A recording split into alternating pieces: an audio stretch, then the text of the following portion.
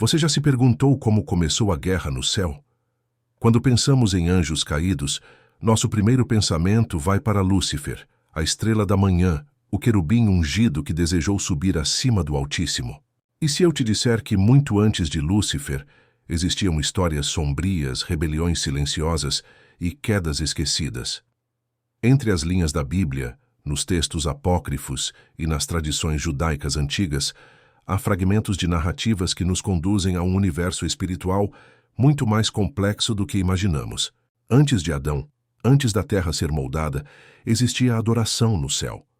Jó 38:7 nos revela: quando as estrelas da alva juntas cantavam e todos os filhos de Deus rejubilavam. Essas estrelas da alva são os anjos, seres espirituais criados para servir, guardar e adorar. Havia hierarquia: arcanjos, querubins, serafins, tronos, dominações, potestades. Um reino celestial vivo, pulsante. Mas assim como os humanos, os anjos receberam livre-arbítrio. O amor verdadeiro exige liberdade, e a liberdade sempre carrega o risco da escolha errada. Os anjos não eram robôs. Eles tinham consciência, propósito e individualidade. Cada um recebia funções. Arcanjos como Miguel, mensageiro e guerreiro. Querubins, guardiões da presença divina. Serafins, proclamadores da santidade eterna.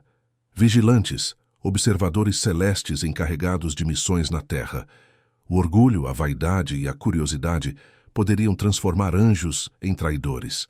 O mal não nasceu no coração de Deus, mas no abuso da liberdade criada. Isaías 14:12-14 descreve: como caíste do céu, ó estrela da manhã, filho da alva, como foste lançado por terra, tu que debilitavas as nações. Ezequiel 28:13-17 fala de um querubim perfeito em beleza e sabedoria, que se corrompeu por causa do seu esplendor. Por muito tempo, acreditou-se que Lúcifer fosse o primeiro rebelde.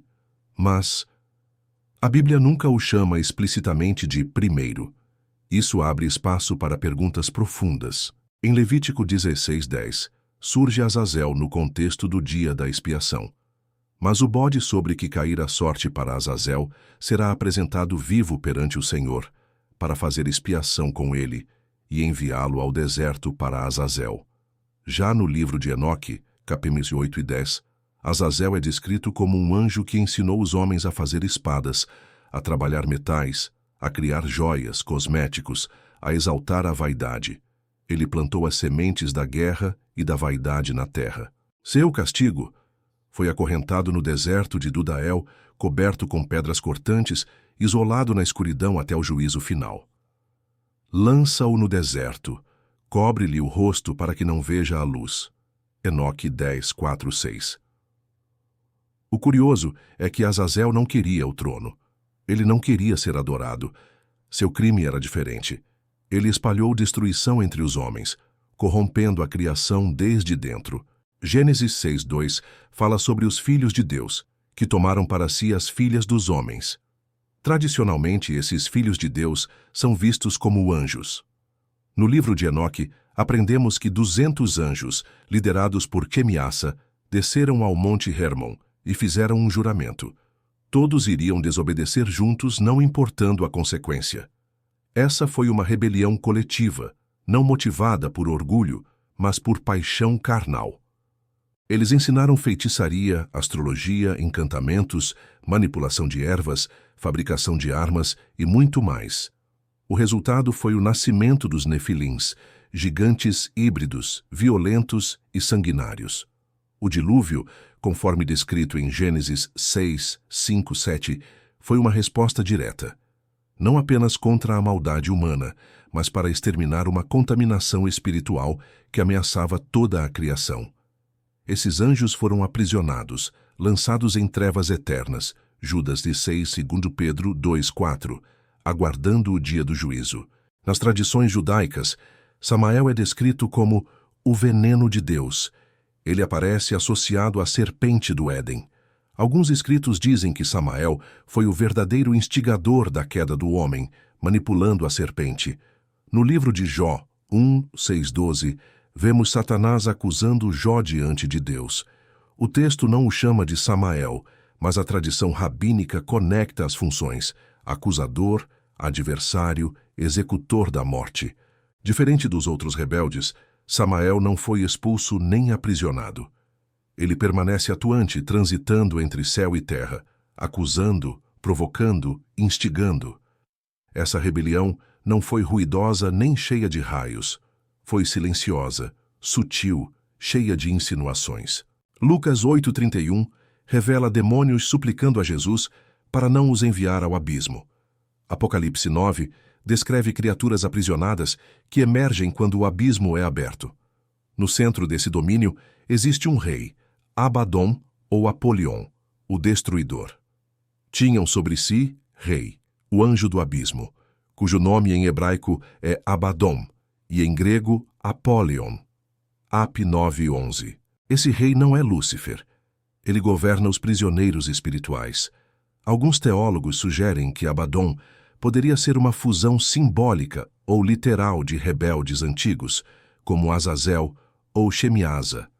O abismo não é uma prisão temporária.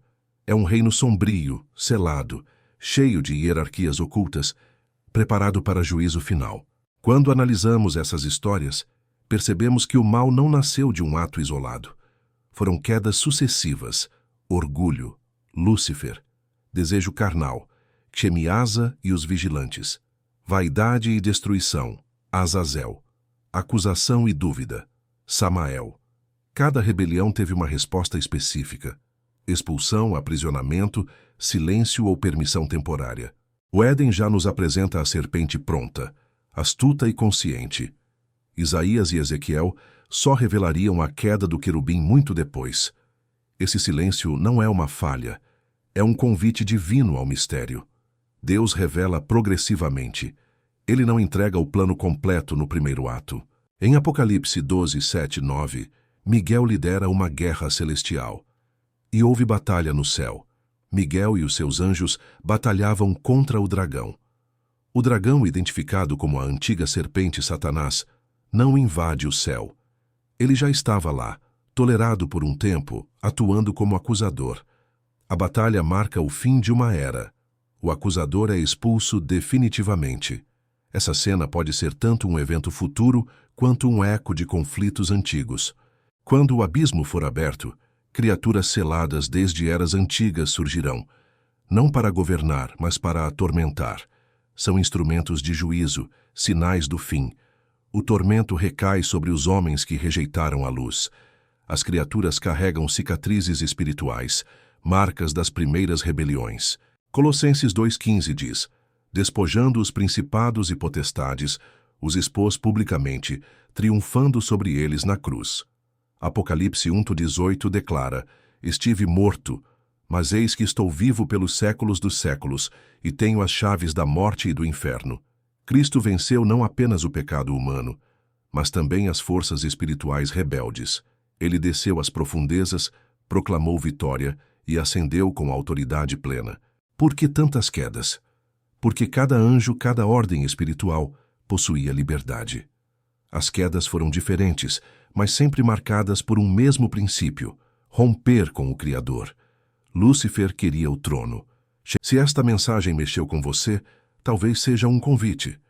Não importa o quão longe você esteja, Jesus venceu cada rebelião, cada acusação, cada abismo. Hoje, se você sente esse chamado, comente: eu aceito o Senhor Jesus como meu Salvador. Se já o segue, comente: amém. Para que esta mensagem alcance mais vidas, curta, comente e compartilhe. Inscreva-se para continuar explorando os mistérios da Bíblia. Que a graça de Cristo seja o seu abrigo e que a luz do Cordeiro brilhe sobre as sombras da sua história.